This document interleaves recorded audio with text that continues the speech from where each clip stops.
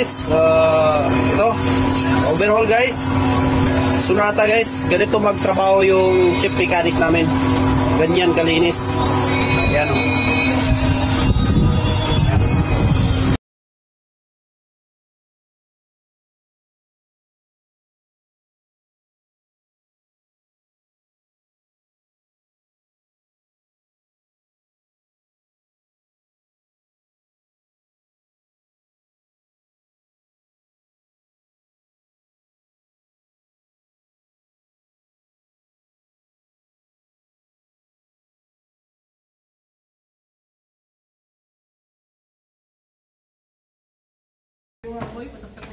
Ito na guys, the final moment guys, yung magpapaandar na natin. Ito na ang pinaka-exciting moment.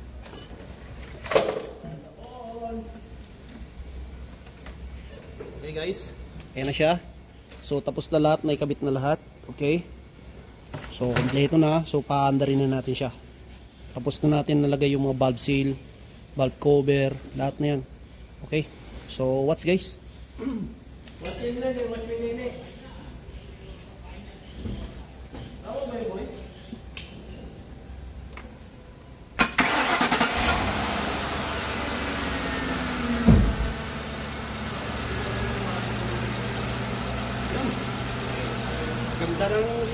Ang ganda ng andar guys. Wala na yung usok.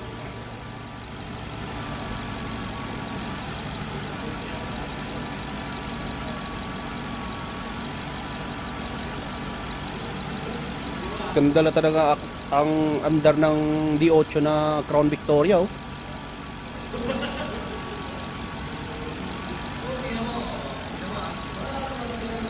Yan. So kanina to guys, bago nila nilagay dito, mausok to kasi ang valve seal sira na.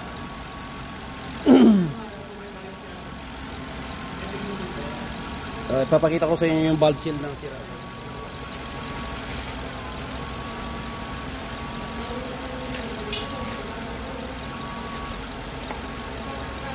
So ito yung valve seal na sira guys. Yan.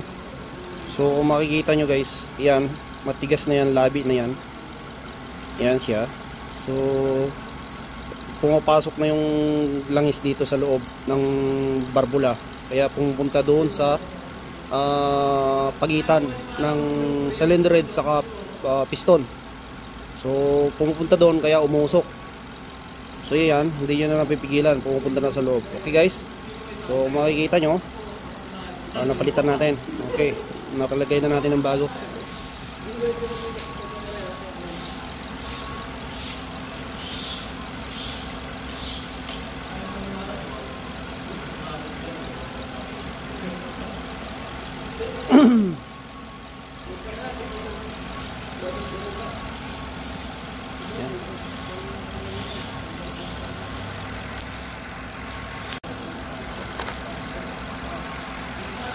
Brad, bomba nga ulit Brad, bomba.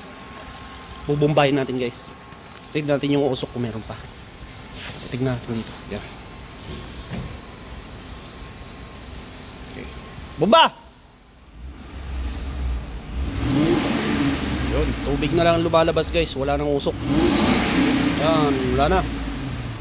Okay! Yan, tubig na yan guys. Wala na yung usok na puti. Okay. Ganda. Ganda. So ayan na siya guys. So galing. Perfect. Ang gumawa, yon, technician Jose. Yan. Siya ang gumawa guys. So ganyan muna guys. So tingnan nyo. Napakaganda ng andar. Wala man lang kapalag-palag. D8 yan guys ha. Okay, maraming salamat guys. Bye bye.